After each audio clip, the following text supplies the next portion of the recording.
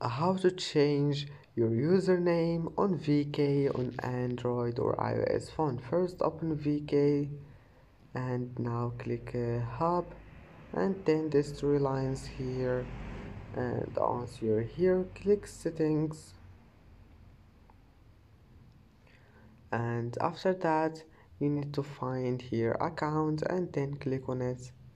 And as you see here you will find short name, and here you can change your username. Click on it and now just change it.